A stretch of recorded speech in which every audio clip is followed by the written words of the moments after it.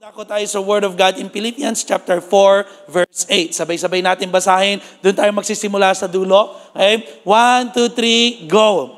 Finally, brothers, whatever is true, whatever is honorable, whatever is just, whatever is pure, whatever is lovely, whatever is commendable, if there any excellence, if there any worthy of praise, think about these things. Balikan natin ulit. Sabay-sabay natin ulit basahin na may power. Alright, yung parang nag-breakfast ka na this morning. Sa mga gutom naman, lagi natin sinasabi, lilipas din yan. Alright, after nito, pwede na tayo kumain. So, basa tayo ulit. 1, 2, 3, go! Finally, brothers, whatever is true, whatever is honorable, whatever is just, whatever is pure, whatever is lovely, whatever is commendable, if there is any excellence, if there is anything worthy of praise, think about these things. At yun po yung ating pag-uusapan this morning is think about this. Alright? So tayo pong lahat ay umuko at pumikit, tayong lahat ay manalangin. Panginoon Diyos, kami po ay minsan pang nagpapakumbaba sa iyo. Hinihingi po namin patuloy ang iyong pagsama sa umagang ito. Hayaan mo po that your word will continue to touch our heart, that will bring a transformation, a change, and a blessing, and a revival, and a restoration in our lives, Lord God. Hayaan mo po na mangusap ang iyong salita sa aming pong buhay. Itago mo lamang po ako sa iyong likuran. Pagpalain mo po ang iyong salita and let your Holy Spirit fall afresh upon us this morning. In Jesus' name we pray, and everybody say, Amen and Amen. Isang malakas na palakpak po sa ating Panginoon.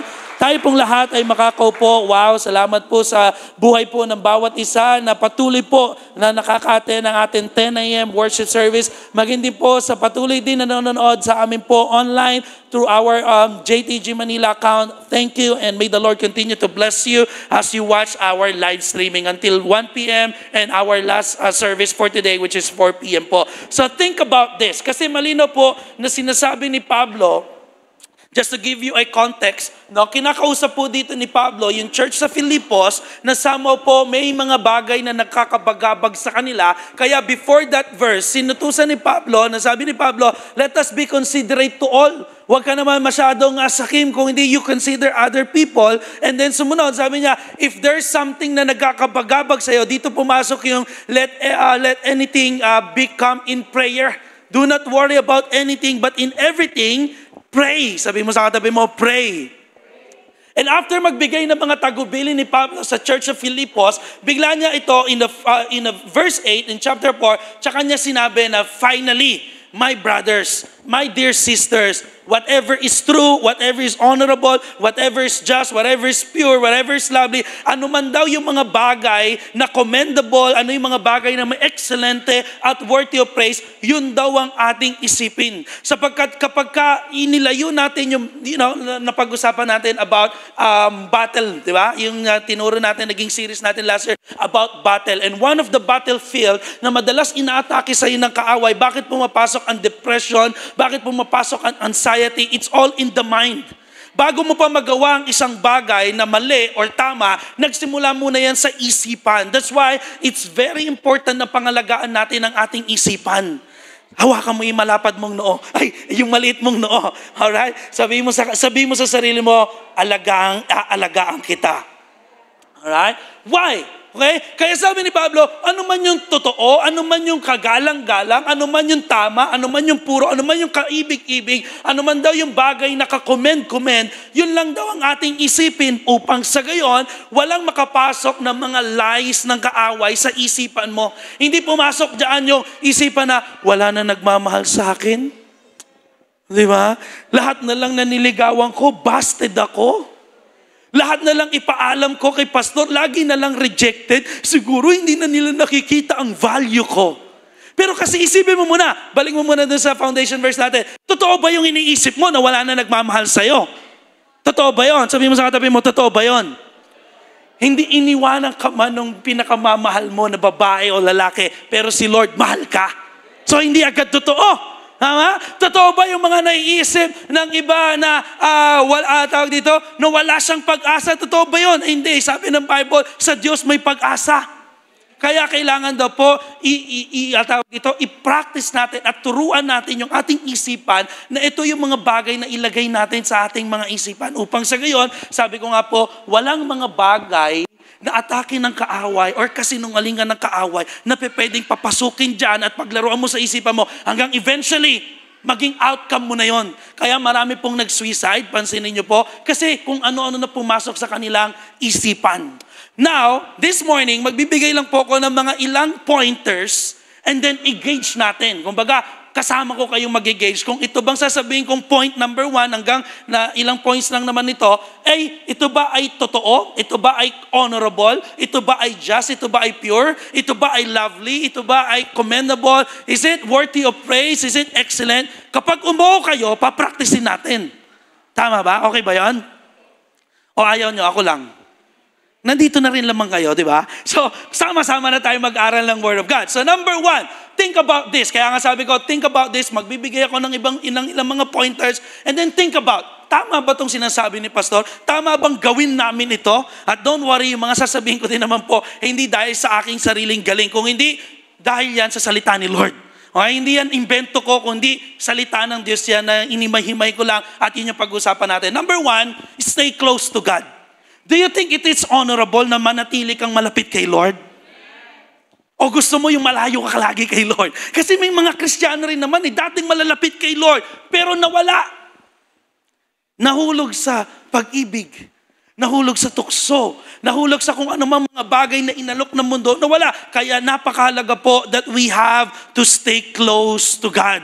Psalms chapter 37 verse 34a, wait passionately for God, don't leave the path. Sabi mo sa katabi mo, kahit nangihina ka, huwag kang lalayo kay Lord. Kasi totoo naman po, may mga time na talaga na may sumpong tayo na ayaw na nating magpatuloy sa pagkakaroon ng relationship kay Lord. But still, wait passionately.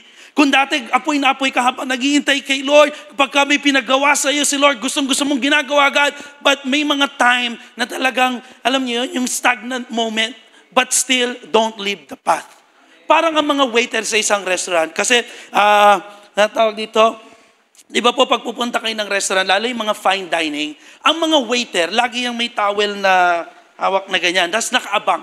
While they are waiting for the customer, they are in the posture of serving. So while we wait for God, we need to serve Him. Yung iba, hintay ng hintay, walang ginawa, tulog ng tulog. Oh, magbabalik na si Lord. Hintayin ko na lang, tulog na lang ako, kain, tulog, trabaho, pamilya. No. Kailangan po yung wait is an action na kumbaga parang sa isang waiter that while they are waiting, the customer pumasok sa kanilang restaurant at pagsisilbihan nila para kumain ng mga masasarap nilang menu, they are in the posture of waiting. Tama? Di ba? Kaya yung pagpupunta ka sa mall, mga restaurant, yung mga tao doon nakatayo, ma'am, kain na po kayo. Welcome to Italianese. Wow, sarap. May nakakain na ba rito na sa Italianese? Wala pa ba? Makakakain din tayo doon. Mahal eh. Alright? Ito na lang. Welcome to Mang Inasal. Yan. May nagwe-welcome pa ba sa inyo sa Mang Inasal? Parang minsan bad trip na nga yung mga guard doon. Ito na naman, uuwi na lang kami, kakain pa ng only rice. Di ba? Minsan galit na sila. Pero most of those restaurants, while they are waiting for the customer to come in their shop, they are in the posture of serving. Ganon din po tayo. While we wait for God, let us serve Him. Do not leave the path. Sabi mo sa katabi mo, while you wait, serve God. Alright? Psalms 37, karugtong in 39 verse 40, the spacious, free life is from God. It's also protected and safe. God strengthened, we're delivered from evil. When we run to Him, He saves us. Kaya napakalaga manatili ka malapit kay Lord because whenever you have troubles, whenever you have problems, all you gotta do is to run to Him and He will save us. Most of the time, if we're gonna look at in our lives, sometimes bad things are happening because we're not running to Him. We're running in our own agenda. We're running on our connections. We're running on our job. We're running on our, alam niyo yung mga bagay na parang, ito na lang, kaya to ng talino ko, kaya to ng lakas ko, kaya to ng talento na ibinigay sa akin ni Lord. But we are forgetting to run back to Him. Kaya sometimes, nagkakandagulo-gulo na yung buhay natin. Kaya sabi mo sa katabi mo, if you have troubles, run back to God. Alright? Kasi sabi ron, no, if you want to have a spacious, free life, sabi ron, kung gusto mo ng protektadong buhay, na pinalalakas ka at dinideliver ka ni Lord, just simply run to Him. Bago ka tumakbo doon kay connection mo, bago ka tumakbo doon sa knowledge mo, bago ka tumakbo doon sa mga kakilala mo, una natin takbuhan ay ang ating Panginoon. Stay close to God. Mabilis lamang po ito. Number 2, seek peace.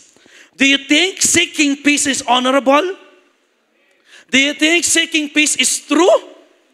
Do you think seeking peace is commendable? And do you think seeking peace is worthy of praise?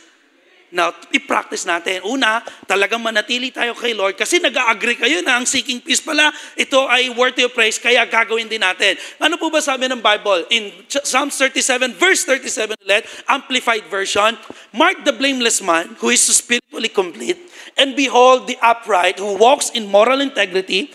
There is a good future for the man of peace. Kapag ka ikaw yung taong payapa, may mabuti ka daw kinabukasan. May maganda kang kinabukasan. Now, ang kapayapaan ay hindi galing sa'yo. Kasi sabi ni Jesus, my peace I give to you. So ang kapayapaan mo, manggagaling pa rin kay Jesus. Wala sa pera ang kapayapaan. There's a lot of people, may pera pero walang payapa ang buhay.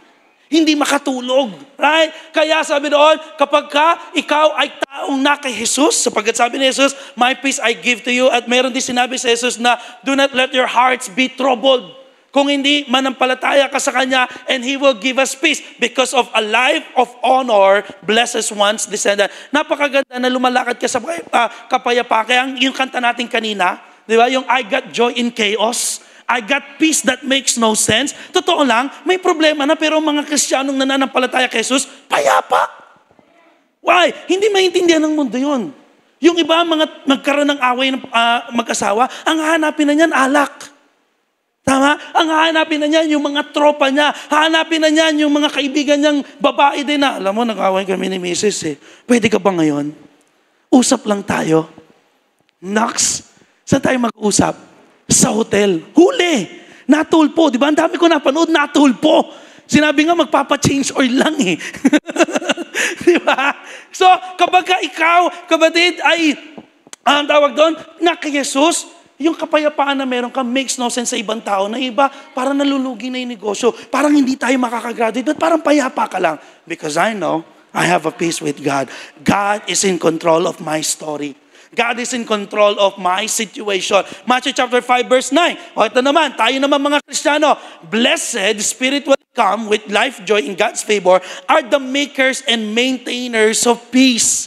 For they will express His character and be called the sons of God. Pinagpala daw ng Diyos ang mga tao namang gumagawa at nagme-maintain ng kapayapaan. So dapat pala, kalabatin mo yung katabi mo, sabi mo, dapat pala, tayo ang tagagawa ng kapayapaan. Hindi ikaw yung taga-chismis.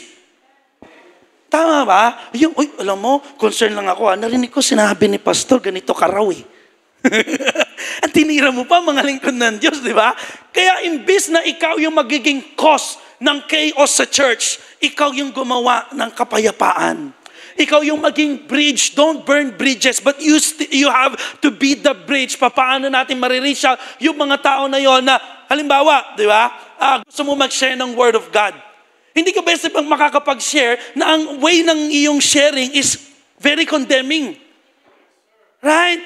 Halimbawa, sabi ko nga, nung kami ni Tatay Lando, sumakay kami sa barko, medyo maalon pala, hindi ko po alam, nakatulog ako, para ako si Jesus. No? Sleeping while in the midst of, si Tatay Lando pala, hindi makatulog. Isipin mo, kung very ka, tawag dito, condemning ka, pwede mo naman sabihin, lulubog na tayo, ligtas ba kayo?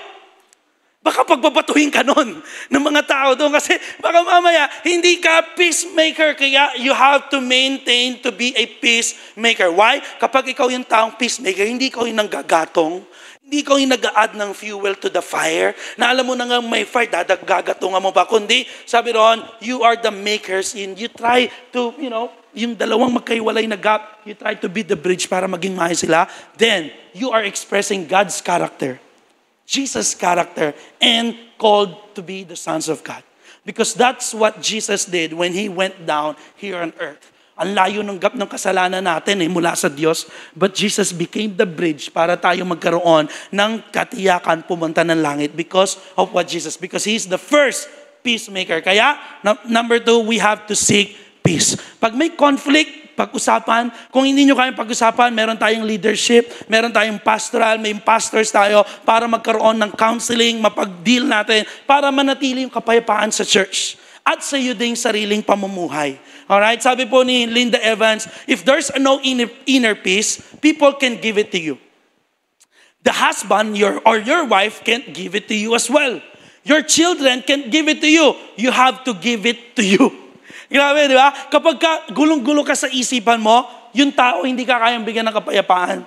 Maging yung asawa mo sometimes, hindi ka mabigyan ng peace. Maging yung mga anak mo na inaasahan mo minsan tutulong sa'yo, pero sila pa yung pakukulit na ang sasarap pingutin. Right?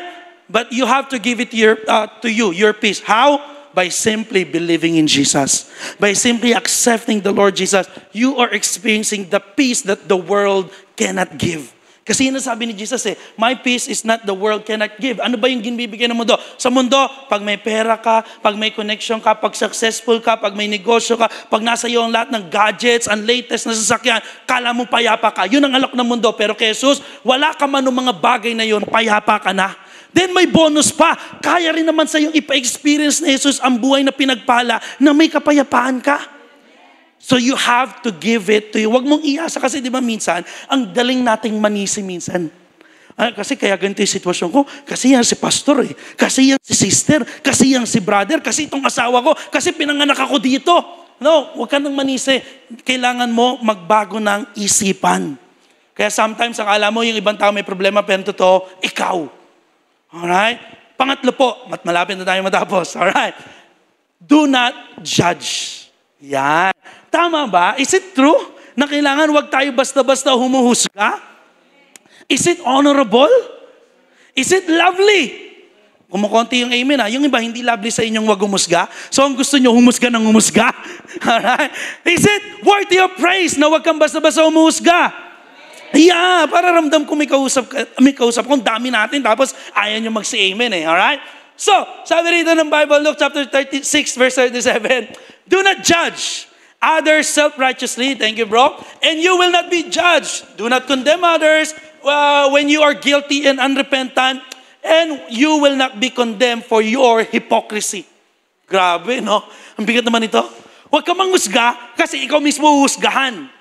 Kaya, di ba? At sabi doon, do not condemn. Huwag mo ipahiya yung iba. Huwag mo i-condemn. Masyado mong parang gini-guilt trip mo sila. Yun yung condemn. Yung gini-guilt trip ka na, ayan, ayaw mo kasing sumunod. Yan, nangyari sa'yo. Para kasi Satanas pag ganun ka Di ba? Ganun si Satan minsan Di ba? Kaya sabi doon, para hindi ka husgahan din, kapatid. Huwag mo rin namang husgahan yung iba.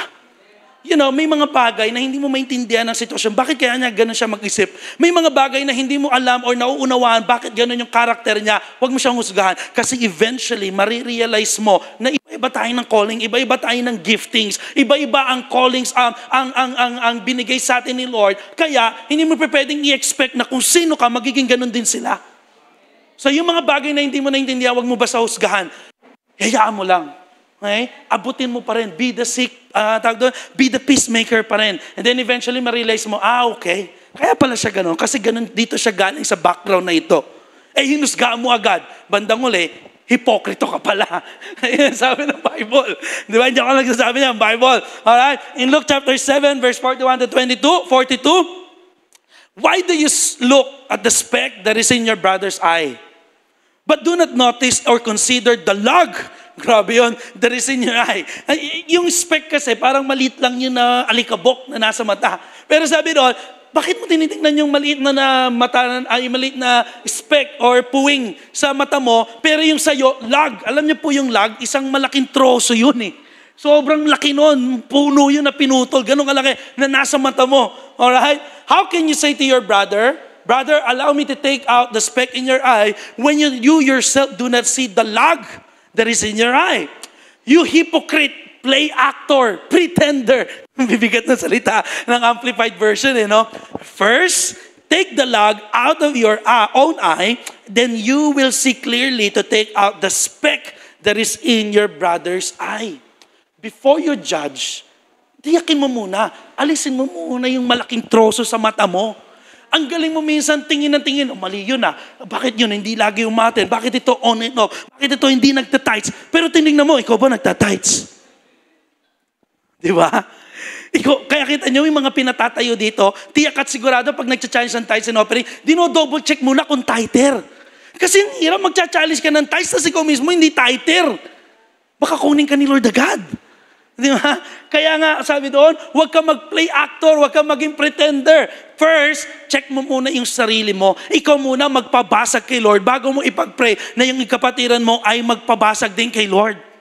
Alright? First, take out the log of your own eye and then you will see clearly to take out the speck that is in your eye. Ang ganda po nung sinabi ni Bob Marley. Siguro, nakaranas din ng judgment si Bob Marley kasi nung panahon niya, usong-uso pa rin ang racism. Hanggang ngayon naman, uso pa rin. Pero worse nung panahon nila. Sabi ni Bob Marley, I know that I'm not perfect and I don't claim to be. So before you point your fingers, make sure your hands are clean. Ang hirap naman, no? Pero yun din kasi yung sinasabi ng Bible. Bago ka magturo, tingnan mo muna yung kamay mo, malinis ba? Baka turo ko ng turo, pero may dumi pala dyan. So ano ibig sabihin, kapatid? Huwag tayong maghusga, lalo sa mga unbeliever. May tamang paghusga. Alam niyo po ba yun? Inuutusan din naman tayo ng Bible, maghusgahan. Pero ito yung tama. Pag unbeliever, wag mo silang husgahan kasi mga ano naman sila eh. Yung bulag sila sa katotohanan. Kaya hindi mo pwede sabihin, inom kayo ng inom, naku, pupunta kayo impyerno niyan. Pagtatawanan ka lang nun. Kaya nga yung mga unbeliever, mas gusto nila sa impyerno eh. Dati may professor ako dati, si Sir Kabiling, ewan ko kung sumalangit na yung kaluluwa niya, pero ang pangarap daw niya, nung high school ako, pumunta sa impyerno. Kasi sabi niya, sa impyerno, kasi matanda na eh, well, I want to go to hell, because in hell there's a lot of girls. Kasi siya medyo babaero eh. Matinik eh. Diba? There's a lot of kasi matanda yun eh. Tapos English professor. Pero Tagalogin ko na lang ha. Nahihirapan ako eh. Para sabi niya, doon daw maraming babae, kasama niya si Taning na magiinuman sila. Tapos ang dami daw mga puting, mga kumukuti-kutitam na ilaw. Kesa daw sa langit na puro puti ang makikita mo, boring. Hindi pa naman ako born again that time. So, nag-agree lang ako, nga, no? Maganda yata doon na. Pero nung na-born again ako, tsaka ako naisip, yari ka, sir! Hindi ko na napuntaan sa MCU eh. Kaya pag-pray na lang natin, sumalangit nawa siya. Kasi akala niya, magiinuman sila ni Taning sa impyerno. Hindi niya alam, magsuswimming siya sa apoy. Diba? Kaya, ang tamang paghusga, ito sabi ni Pablo, in 1 Corinthians chapter 5, verse 12, isn't my responsibility and it's not our responsibility as well to judge outsider. Kasi kahit anong husga mo sa kanila, pagtatawanan ka lang nila eh. Kahit anong husga mo na, iwanan mo na yung kabit mo. Believer nga, hindi niya mauunawaan yun. Sabi niya, but it is certainly our responsibility. What? To judge those inside the church who are sinning. So ibig sabihin, inutusan din pala tayong humusga ni Pablo. Pero, ang huhusgahan daw natin yung nasa church na nagkakasala. Tingnan mo yung katabi mo. Tingnan mo siya. Sa kabila, sabihin mo, may araw ka rin kay Lord. Hindi. Ibig ko sabihin, kapag ka naman po tayo ay kinorek ni pastor, ni sister, ni brother, magpakorek ka kasi obligasyon at responsibility ng mga pastor na i-correct tayo pag tayo ay nagkakasala. Ganon ka din. May responsibilidad ka din na i-correct yung kapatid mo pag nakikita mo nahuhulog na sa kasalanan. Kapag nakikita mo umihit-hit na ng mga mga tawag dyan, sigarilyo, pa isa-isa lang, di ba? Sabi, pare, tikman mo na itong shabu, langit to pag tinikman mo. Hindi mo na kailangan hintayin pa si Jesus eh. Tikman mo lang muna, para ka na nasa lang, lumilipad na naman ang utak mo.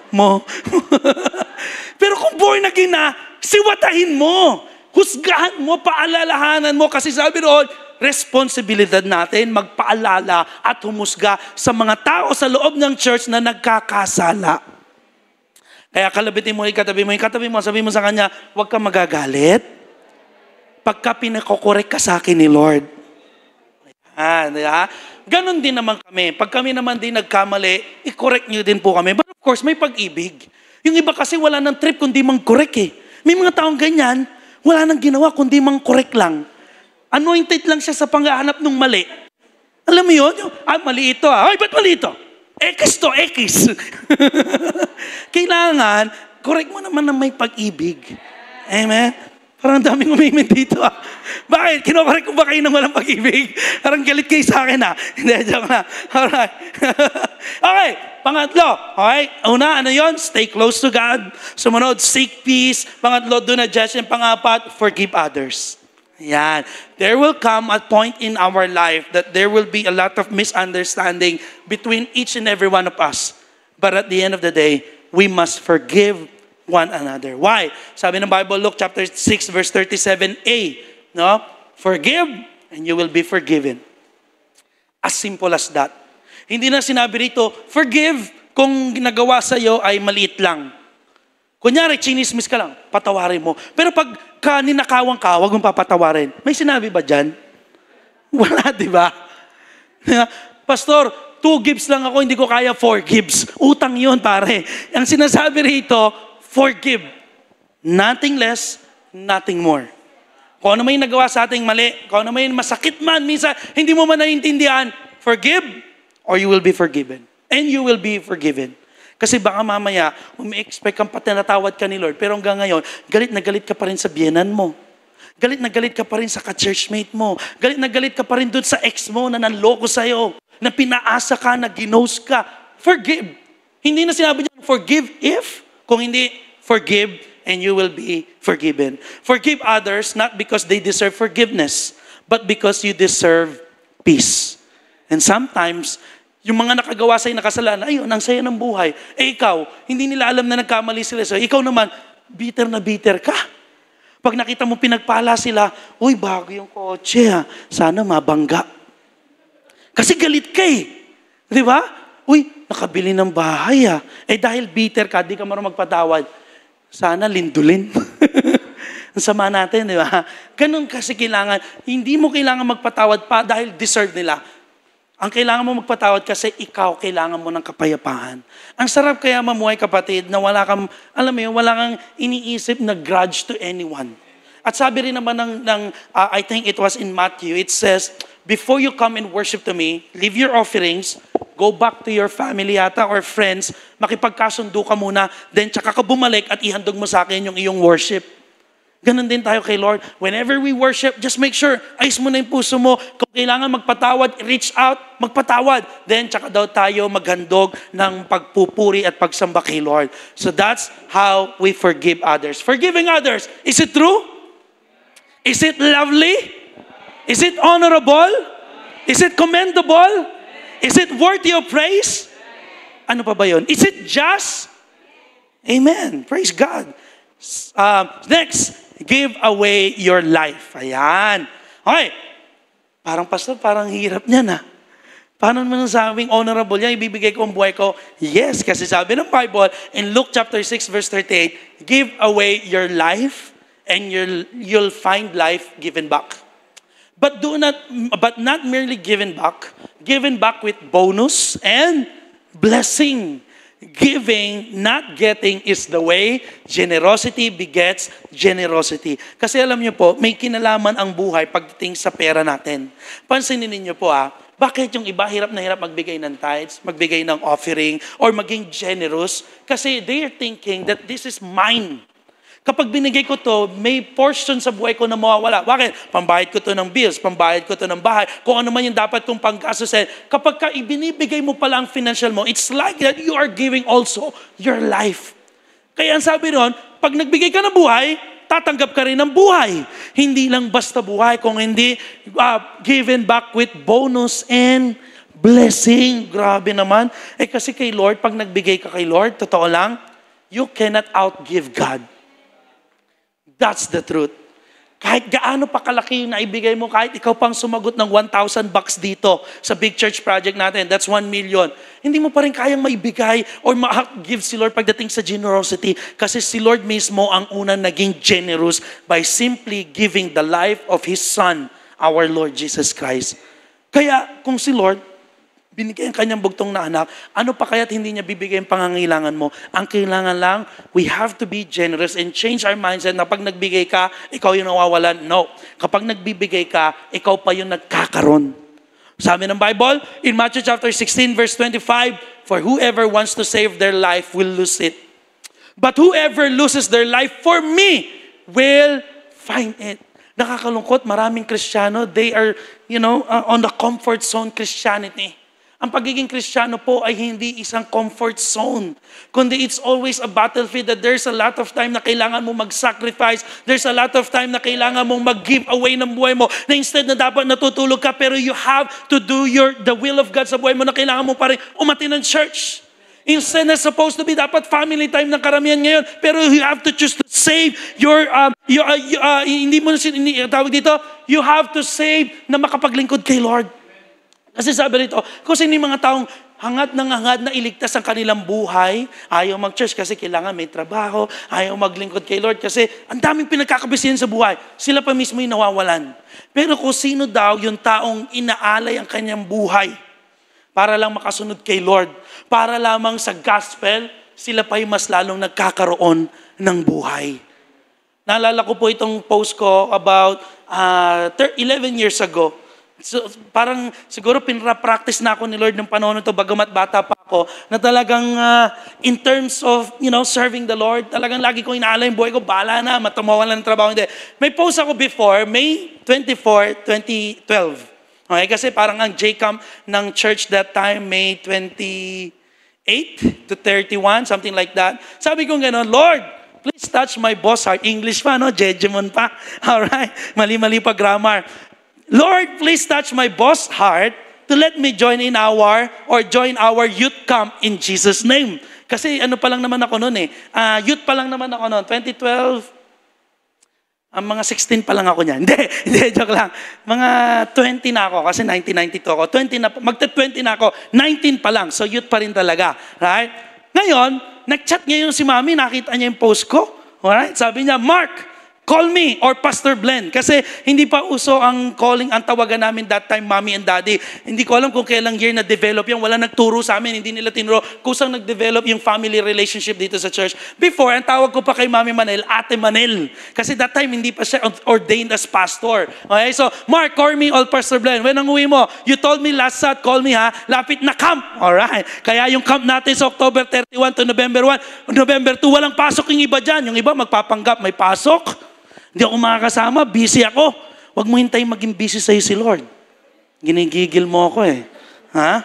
Dami mong dahilan minsan sabi ni Mami, lapit na camp, you need to know some details. Di pwedeng hindi ka sumama ha. Galit pa Ang daming exclamation point sa akin ni Mami See you on Sunday, bring your family. Sabi ko ngayon, Ate Manel, last Monday po kami nakauwi. Galing yata tayong Mindoro nito, nag-start na po kasi ako sa new job ko and hindi na po ako pinayagan mag-adjust ng schedule next week para sa camp. Baka po mawalan ako ng trabaho.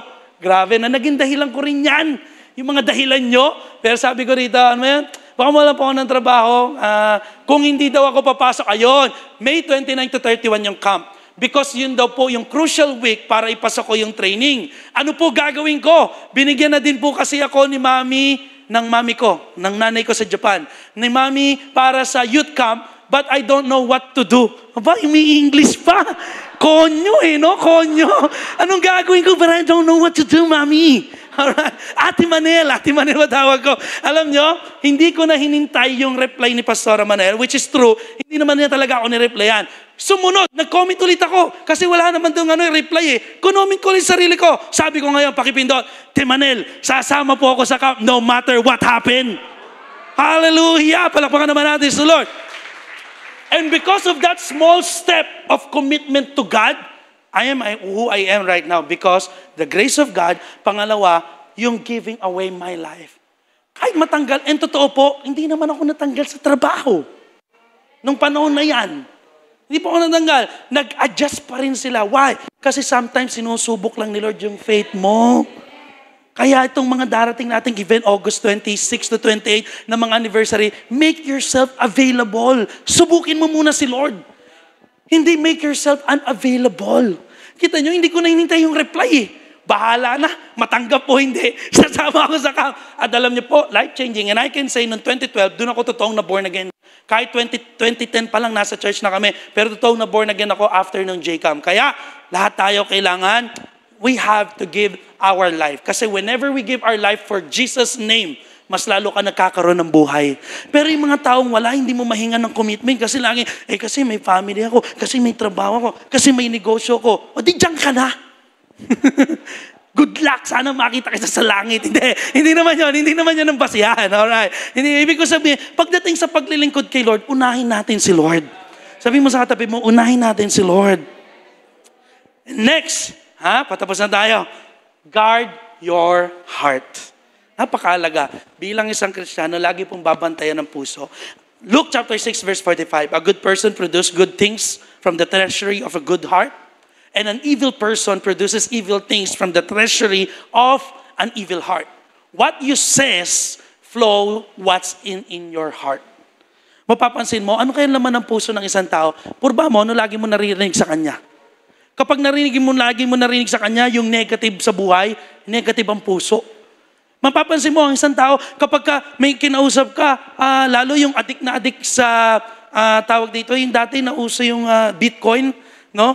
Usap kayo, no, about sa family. Alam mo, yung Bitcoin, okay yun eh. O kaya, kung ano laging lumalabas sa puso, pag usapan niya, puro pamilya. Hindi ako makapag-church kasi puro may family time ako, may family ganito, gano'n. Laman ng puso, family. Hindi ko sinasabing masama ang family, pero dapat mas una pa rin ang Diyos bago yung family natin. Dapat mas mahal natin si Lord kaysa sa pamilya natin. Pangalawa natin, dapat silang mahal. Okay? Para hindi magkagulo-gulo ang buhay natin. Okay? Kaya, sabi doon, what you says, flow from what's in your heart. Bantayan mo, ano ba naman ang puso mo? Kasi yun ang lagi mo lumalabas sa bibig mo. Pag puro sakit, karamdaman lumalabas sa bibig mo, puso mo may sakit. Pag puro problema ang lumalabas sa bibig mo, puso mo may problema. Kaya sabi ni David, maging panalangin din natin ito, create in me a clean heart. Oh God, renew a loyal spirit within me. Alright? So guarding your heart, is it true? Is it just? Is it lovely? Is it honorable? Wala na akong boses. Is it commendable? Hindi ako galit. Nawawalan lang talaga ako ng boses. Is it worthy of praise? Think about this. Alright? Next is obey God's word. Well, na-preach naman na natin ito ng mga nakana itong Mastering the Basics. By the way, no, sabi nga ni Dad, baka tapos na tayo sa series ng Mastering the Basics, kaya iba na po yung topic natin this morning. I'm not sure kung later po may continuation pa yung ating Mastering the Basics. Nabibless po ba kayo sa Mastering the Basics? Alright, and then after that, we will now move into Advance. Kaya nga tayo magse-celebrate ng ating Advance 14th year anniversary. Wow! Palakpakan naman natin si Lord. Kaya, patuloy naman natin itong i-apply. Huwag lang nating narinig kung hindi i-apply. Basahin natin yung naging topic natin na nakaraan. But anyone who hears and doesn't obey is like a person who builds a house right on the ground without a foundation. When the floods sweep down against that house, it will collapse into a heap of ruins.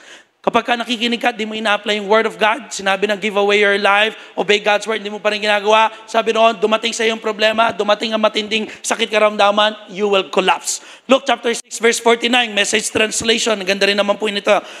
Pares lang na Luke 6:49. But if you just use my words in the Bible studies, ulitin ko, pinapractice ko kasi mag-English. But if you just use my words in Bible studies and don't work them into your life, you are like a dumb carpenter. Grabe naman to, parang mura yun dumb carpenter, who built a house but skipped the foundation. When the swollen river came crashing in, it collapsed like a house of cards. Alam niyo yung house of cards? Di ba pag may mga pambaraha, binubuo niyo yung bahay-bahay? House of cards, it was a total loss. Kaya kung ayaw nating madaling bumigay sa problema ng buhay, obey God's word. Is it just? Is it excellent na sumunod tayo sa word of God? Amen. And last, dito na tayo sa page 18. And I just want to call our gospel band. Page 18, finish well. Next mo na yan, sa page 18, yan. finish well. In 2 Timothy chapter 4 verse 7, sabi ng Bible, I have fought the good fight, I have finished the race, I have kept the faith. Pag may sinimulan ka na kay Lord, actually lahat naman po tayo may sinimulan na kay Lord eh. Ang kailangan nating lahat, mga kapatid, tapusin. Isa pa naman sa ugaling Pinoy. Alam niyo yung ugaling Pinoy, di ba? Yung tinatawag na ningas kukon. Magaling lang sa umpisa, pero eventually, nawawala yung apoy. Kaya nawa, at the end of our life, ako po, ito rin ang panalangin ko, na kung ako may kukunin na ni Lord, masabi ko rin itong, I have fought a good fight. I have finished the race and I've kept the faith. Ang hirap naman na kung ikaw ay nandoon nakahiga sa kabaong mo, eventually lahat naman tayo mamamatay. Tapos sasabihin sa iyo ng tao, sayang, dami pa sana niyang magagawa. Sayang, sana kung ganito pa lang, ginawa niya na to. Ang dami. Ang pangit naman, di ba? Kung puro panghihinaya. Maganda, kung tayo kukunin na ni Lord, you can proudly say, but by the grace of God, I have fought the good fight, I have finished the race, and I have kept the faith. Yun po ang ating maging panalangin. Last week, kami po ni Tatay Lando ay bumiyahe sa Mindanao for 30 hours drive. Grabe, ang dami po naming napuntahan na kapag sabi ko, laki pala ng Pilipinas, akala ko, Manila, Luzon lang. Right? Nakita namin yung Mayon Volcano, bagamat nagtago yung pinaka-ulo niya ng clouds. Then, nakapunta rin po tayo habang nag-deliver. Siyempre, may kasama ng konting pasyal, di ba? Makikita mo yung beauty ng nature, beauty ng Pilipinas. Pero may mga time na sobrang nakakapagod na. Lalo, inaalala ko si Tatay Lando kasi out of 30 hours drive, siguro mga 5 to 6 hours lang ako nag-drive. Most of the 24 hours to 25 hours, siya. Ayaw niya eh. Gusto niya siya lang eh. No? At feeling ko, para kaming bumbero. Antulin. Kung ikaw talaga, alam mo, hindi driver, ako nga driver na medyo natatakot din ako paano mag-drive si Tatay Lando. Ang bilis! Saka nakita, sigsag. Takbo namin 100. Sigsag ah. Kaya sabi ko, Tay, tutulog na lang ako, hihimatay na ako sa'yo. Kaya pagkising ko, albay na kami. And then we have, kumbaga, ang layo na, imagine ha, kala namin pagsakay ng unang barko doon sa Matnog, mula dito, papuntang Matnog, 12 hours drive. Pero kinuha ni Tatay Lando 8 hours eh. Kaya hindi mo, imagine mo na lang yung puso ko. In Jesus' name, in Jesus' name. Minsan pa, natawa rin siya eh. Kasi pagdilat ko, kala ko mababangga kami. Napasigaw ko, in Jesus' name. Sabi niya, Pastor, okay ka lang? Naandaan lang tayo. Sabi ko, maglilingkod ba tayo kay Lord? Hindi, ganito lang talaga ako. Pero inaya ko kasi may oras din kaming inahabol para makabalik agad. Then, we had the opportunity makavisit sa iba't ibang lugar. May napuntahan ako doon sa Cebu. Nakapag-travel ako sa Cebu na yung Mactan. Yung kung saan daw naglaban si Magellan at saka sino nga yun? Si Lapu-Lapu. Then may mga napuntahan ako dito. Pindutin mo na lang. May napuntahan ako, ayan, yung famous sa Cebu na tawag doon? Magellan's Cross. Sa isip-isip ko, ito ba yung pinang-espada kay Magellan? Hindi naman daw. Alright. Tapos, may maganda ako nakita doon. Yung tinatawag na Temple of Leia. Next picture. Ayan. Ay, overlooking ng Cebu lang yan. Nakita ko lang. Sobrang, lang yan, perks of being working in Toyota. So, may nakita ko doon, yung Temple of Leia. Next picture. Yan. Ito ay dinedicate ng, kilala niyo si Elena Darna? Yung artista. Yung lola at lolo niya. Yung lolo niya, dinedicate yung temple na ito sa asawa niya, sa lola niya. Parang pagpapakita ng kanyang wagas na pag-ibig. And it took parang 20 years bago natapos yung templo. Kasi ginawa ito, hindi para maging sambahan ni Leia, kundi dinedicate lang niya yung lugar maging tourist spot para dun sa pag-ibig niya. It took around 20 years bago daw na-build yung temple. Imagine kung hindi niya finish yun. Wala sana ngayong history ng Cebu na ginawang tourist spot. Kaya sabi ko sa asawa ko, nung nakita ko to, pinakita ko kay Donna, sabi ko, Mine, alam ko nang gagawin ko sa'yo. Ano yon? Ipagtatayo kita ng templo. Pagpapakita ng wagas na pag-ibig. Kung gusto mo, bawat city may temple of Donna. Hindi para, hindi para maging house of worship, kundi pagpapakita lang ng wagas na pag-ibig ko sa akin. Boom. Alright. Next picture mo na. Nakita ko na. Alright. So, anong punto, Pastor? Hindi. Ang sinasabi ko, with that kind of 30 hours life, nakakapagod, talagang nakakaantok, nakaka-wasted. Nung nasa San bandang Leyte na kami, kala namin malapit na another 12 hours pa pala. Sabi ko, ano tayo? Gusto mo balikan tayo Manila? 18 hours drive naman, pabalik. Sabi niya, hindi, Pastor, tapusin na natin to. Kaya kapag may sinimulan ka, kailangan tapusin. Let us finish well. Let's stand in our feet. Tayo pong lahat ay tumayo. In Acts chapter 20 verse 24, sabi ni Pablo, but I do not consider my life as something or value or dear to me, so that I may with joy finish my course. Can everybody say, finish my course? Finish my course. And in the ministry which I received from the Lord, to testify faithfully of the good news of God's precious and deserved grace, which makes us free from the guilt of sin and grant us eternal life. But here's the best part. Kasi po yung aking kliyente ay isang Muslim. Well, marami naman po akong kliyente doon na mga Muslim na politicians. Whenever we have some conversation, I try to, share the gospel. Kasi yun ang sabi ni Pablo to testify faithfully to the good news of Christ. So, after ko i-deliver, ito yung picture ng aking kliyente na isang municipal budget officer. Sabi ko ba, mapera to. Nasa kanyang budget ng munisipyo. Okay? And true enough naman, binless din ako gamit siya, ginamit siya ni Lord. Alam niyo, nakaka-touch dahil unti-unti ko sinishare si Jesus. Bagamat, of course, their God is Allah, and iba yung kanilang belief. Pero eventually, ito yung nag-thank you siya sa akin. Nung after ko ma-deliver, nakakatuwa lang, Sir, Davao na kami. Maraming salamat sa lahat ng tulong mo. Sana i-bless ka pa ni Lord, Sir. Ba, tumawag ng Lord. Pero sabi ko nga kay Donna, hindi ko alam kung sinong Lord to kasi alam ko, Allah sila Pero dahil sinishare ko, Lord Jesus, alam ko sa Muslim wala namang Lord. It's more of God, Allah. Pero sabi niya, sana i-bless ka pa ni Lord, Sir. Nice meeting you soon. I'll really commend your store sa mga kasamahan ko. In God's grace ba? So again, mahalaga, sinare ko si Lord sa kanya. Nasa sa kanya na yon kung tatanggapin niya hindi. Kasi they are really a traditionalist Muslim.